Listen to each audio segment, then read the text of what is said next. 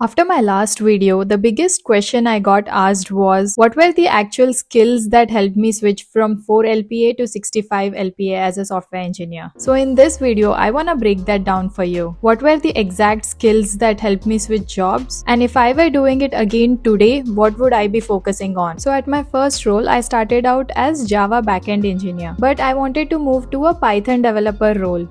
So that's what I focused on learning, and I picked up Django as a framework. I also had some experience working on SQL databases. So for my resume for these new roles that I was applying for, I used the same projects that I worked on, but instead of mentioning Java, I just changed it to Python. Now you're like, oh, so you lied in your resume?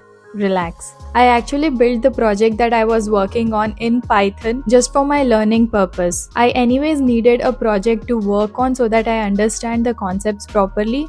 So I decided to build the same thing. And of course, it wasn't for real users. So it was not perfect, but it did the job. So I added the same project with Python as the programming language and Django as the framework that I used. So when I joined the company as a Python developer, I obviously had a lot of fear because I did not have the real project building experience in Python, and they had obviously hired me as a more senior engineer, not as a fresher, so they had more expectation for me. But at the same time, I was also confident in the learnings that I had done, that I could perform my duties well. I actually remember the first task that they assigned me. It was quite difficult for me because how much ever you learn on your own, you build your own projects, unless and until you work with real customers, you don't know what kind of challenges and what kind of production issues you'll be facing with. So my first task that they gave me was quite difficult for me, and I remember working till around 3 a.m. or 4 a.m. in the morning for 2 days straight. And I was at my cousin's place. I bugged him so much because he was a Python developer and I did not leave his place till all my test cases were passing. And the best tip that I have for you guys is, hey, let it be any task or any opportunity. Just say yes, take it, and then figure it out. That's what I did. Now it's not gonna be this crazy for you because now you've got AI to be that cousin for you. So the skills that I had when I made this first switch was Python with Django framework and SQL database knowledge. And don't forget DSA and problem solving. That's a big part of coding rounds and interviews. I used LeetCode for this, started with easy questions, then slowly moved to medium. I've actually made a separate detailed video on this, so I'll link it if you're interested to watch. Now for the next switch, which is where I was paid 65 LPA, here I had already gained all the skills that I needed for it at Intel. Because I was working in a very small team and I had built multiple projects from scratch. I had solved tons of production issues, deployment challenges, and I had set up CI/CD pipelines. So I had gained a lot of insights on how the complete SDLC lifecycle works. And this is why I always tell, especially people who are just starting out, to always pick either startups or companies where the teams are quite small and not very organized. I know it's gonna be frustrating while you're doing the work, but this is where you will be building all the skills that you need. That 1 year of experience at a startup is gonna beat any day of 5 years of experience at a well-established big tech. So at this point, I had obviously mastered Python, Django framework, I had worked on SQL databases, and also worked on front-end side of things. So I had added JavaScript with React to my skill set as well. But once you have 2 to 3 years of working experience, companies are gonna take system design round as well, which is as technical as coding round, if not more. Because in system design round, there's never a right or wrong answer. A system can be built multiple ways. There are different architectures that you could use, and it totally depends on the product that you're building, the scale at which it's going to be used, the budget that they have for that product. So system design round truly checks your knowledge about the whole product and the architecture of it. So while giving these interviews, I had started to learn about system design round. I had already designed and architected some of the projects that I built at Intel, but in system design round, they could ask you questions like, build YouTube channel, or build a food delivery service. So I started learning this, and while doing so I also started writing a lot of blogs about it. I went into detail whichever part of the system that got my interest. I started writing about different architectures, the trade-offs that you have in each decision that you make. Writing these blogs just helped me dig deeper into the topics that I felt interested in. And I learned 90% of this just on YouTube. These videos are super interesting to watch, and there are also these lot of mock interviews of system design which I still find interesting to watch even when I'm not interviewing. I'll leave some of my favorite channel links in the description so you can check it out. So these were my skill sets that I learned before joining Twilio. That is Python, Django, SQL database. I had also learned about NoSQL as part of my system design preparation. For frontend, I had learned JavaScript with React and lot of system design knowledge. One thing I was lacking at this point was my experience in cloud computing. At Intel, all of our projects were hosted locally, so I did not get a chance to learn about AWS or Azure. So I just learned the basics of AWS because most companies expect you to know at least how EC2s work, what are lambdas, etc. And you know the funniest thing? At Twilio, I was put on a full-blown Java project. This was so funny because I ran away from Java but looked like it had run at the same speed with me. And this is the thing. You could be interviewing for a particular role, but after you join the company, you could be put on any project because priorities at companies keep changing. So you gotta keep yourself flexible. Now let's talk about the most important question. If I were starting today, what would be the skill sets that I would focus on to have a strong career path and to be cracking these software engineering interviews? See, the software engineering today is a lot different than it was even just 2 years ago. Now it's not just about coding anymore. A few years ago, junior engineers were expected to just know few basic coding skills. But today, companies want more. They want people who understand the system, someone who can think full stack, who can communicate, who can adapt, and someone who can use AI effectively. So the first thing I would say is master your foundation. You can pick one language and focus on core programming concepts, data structures, algorithms, and build your problem-solving skills in that one language. Then think at the system level, how architecture works. Learn how front-end and back-end communicate, about APIs, about databases, how deployments work, CI/CD pipelines. I'm not saying master everything at once. I'm saying just know how the whole system works. You can specialize later, but thinking at the system level makes you a stronger engineer. And that's what companies are looking for. So if you're just starting out right now, I would say start building projects. Not just from tutorials, but pick a real problem and start to build a solution for it. And it doesn't need to be perfect. Just build as much as you can and also try to deploy it so that you understand the difficulties at each stage of SDLC and use AI to help you build this project. See, currently in tech, there are two types of people. One who is using AI for their work, two who is building AI. There's really no escaping it. So embrace it and use it as a partner while building these applications. You are not doing programming anymore. AI will do that. But you are the visionary of this product. You give it the path to reach the goal that you want to see. And you will be the leader for this AI. And if you're learning, be aware of where you're using AI. Don't let it do everything. AI needs to make you do things faster, but not let you avoid thinking.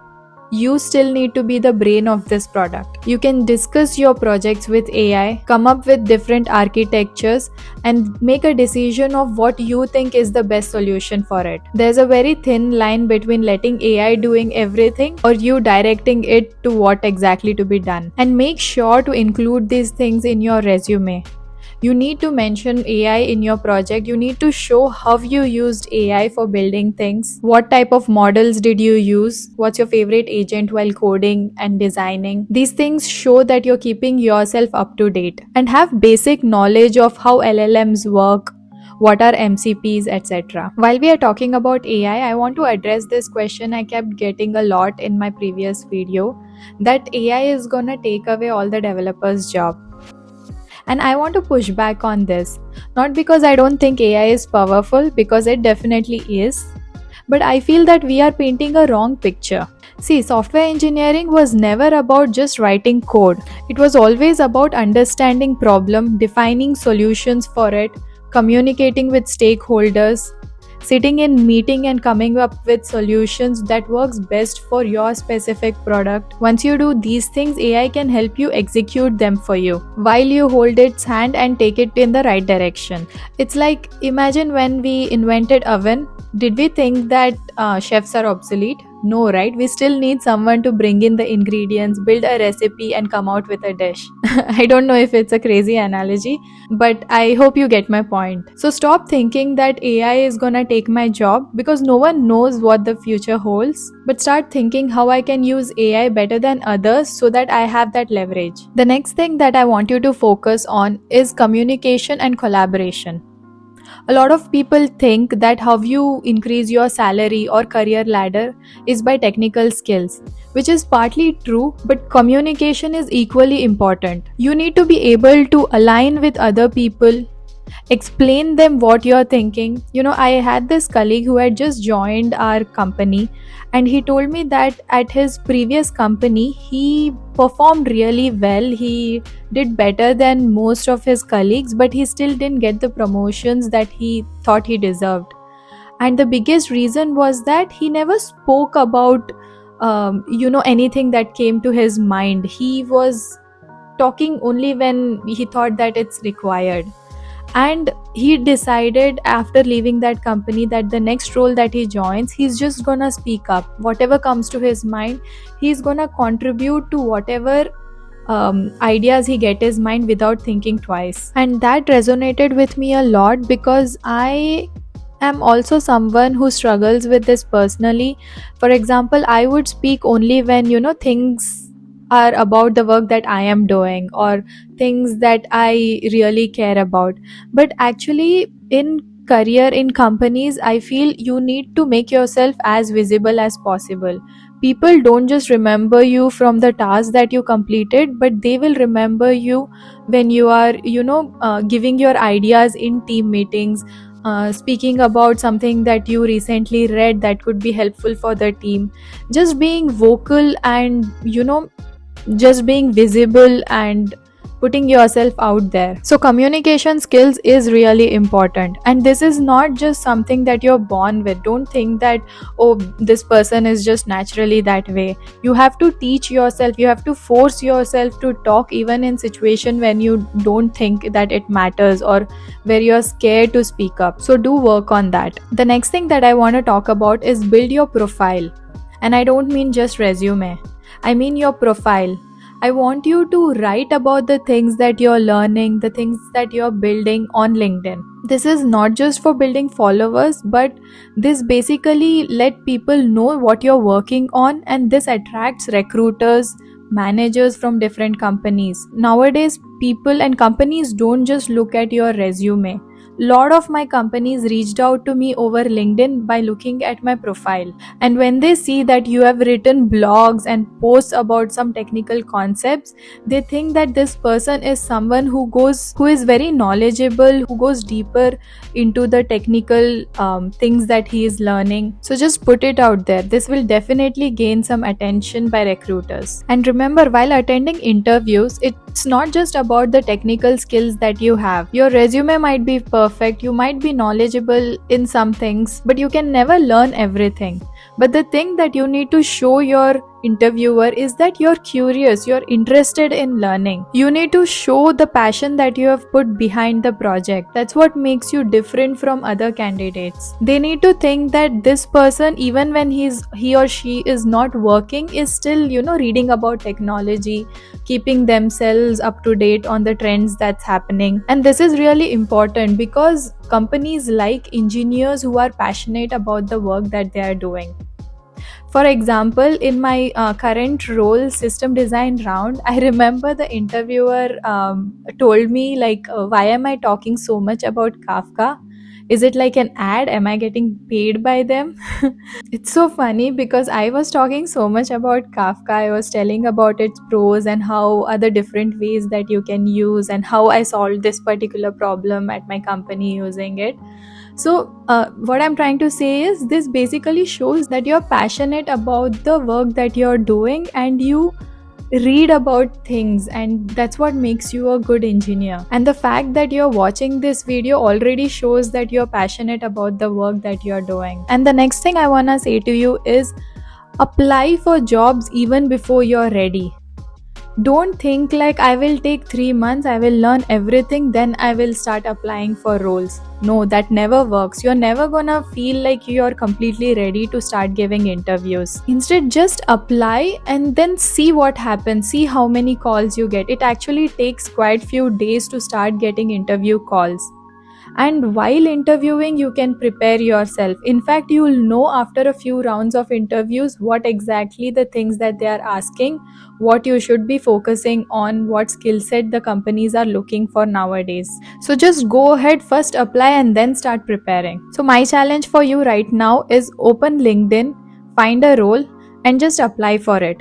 Even if your skill set just matches by 50%, it's okay. That's what I did and I want the same for you. And for anything else, literally any question that you have, post it in the comment and I'll make sure to reply to you. Tell me your current skill set, what job you're interested in, and I'll let you know if that skill set is good enough or what else you need to add to build your profile. On my previous video, I replied to 99% of the comments, and I will do the same for this video as well. And if you want to discuss one-on-one with me, then I will put a link for you to book a call with me. I made this because I got hundreds of requests asking questions which I can't just reply over messages. I hope this video helped you out in some ways. Do let me know if it did by liking, sharing, subscribing to my channel, and let me know what other video would you like me to make. Until next time, bye bye.